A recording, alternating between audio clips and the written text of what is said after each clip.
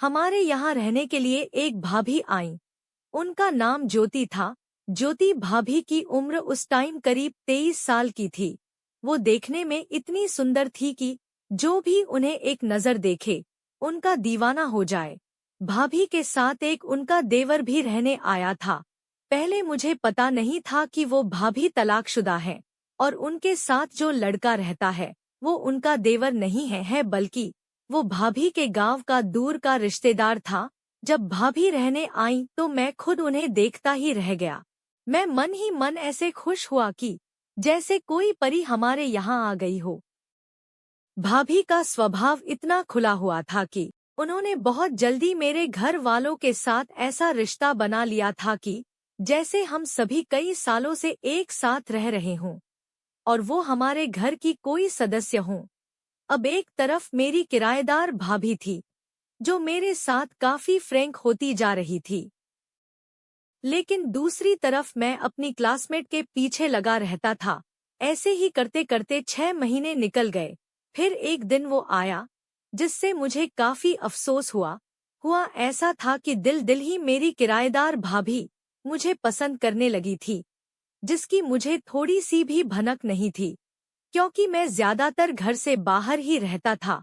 उस दिन मेरे स्कूल में कुछ कार्यक्रम था तो मेरे दोस्त घर आए हुए थे। सबको साथ ही निकलना था, लेकिन जाते वक्त मेरी किराएदार भाभी ने टोक दिया और मम्मी के सामने जोर से बोल दिया कि आंटी आपका लड़का बिगड़ रहा है।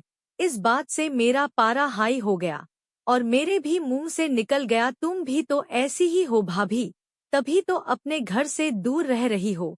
इस बात पर भाभी को बहुत गुस्सा आ गया और उन्होंने अगले दिन ही दूसरी जगह कमरा ले लिया। ये कमरा हमारे घर से करीब 10 किलोमीटर दूर था। ऐसे ही टाइम निकलने लगा।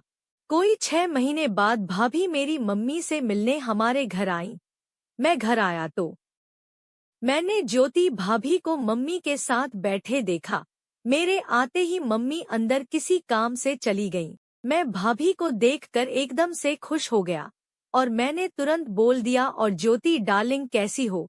भाभी स्माइल देकर बोली, ठीक हूँ। तभी मम्मी आ गई। भाभी अब जब भी आती तो 3-4 दिन मेरे घर पर ही रुक जाया करती थी। मैंने ज्योति भाभी के नंबर पर भी मैसेज भेजने शुरू कर दिए। इसी बीच एक दिन ज्योति भाभी का फोन आया। भाभी से फोन पर बातचीत शुरू हुई। अब मेरी उनसे प्यार की बातें होने लगी थी। एक दिन मेरे कहने पर भाभी मेरे घर आईं। उस वक्त गर्मी का टाइम था। सब लोग बाहर सो रहे थे। ज्योति भाभी और मैं कमरे में टीवी देखने के बहाने बैठे हुए थे। जब मुझे लगा कि सब सो गए हैं तो मैंने अपने रूम का दरवाजा बंद कर दिया। भाभी ये देखकर मुस्कुराने लगीं। मैंने उन्हें अपने पास बेड पर बुला लिया। भाभी मेरे पास आ गईं। भाभी ने कहा, तेरे पास सेफ्टी है।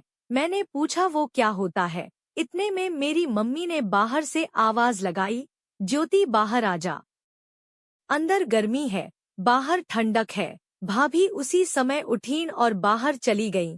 मैंने भाभी से बोला, मेरी मम्मी से बोल दो कि मैं फिल्म देख रही हूँ, यहीं सो जाऊंगी। लेकिन भाभी नहीं मानी और बाहर चली गईं। फिर वो अगले दिन अपने घर चली गईं। अब शायद भाभी कहीं बिजी हो गई थी। उनके फोन भी कम आने लगे थे। इसी बीच भाभी ने दूसरी शादी कर ली थी, जो उन्होंने मुझे बाद में बताया। फिर मेरी किस्मत जागी तो वो दिन भी आ ही गया।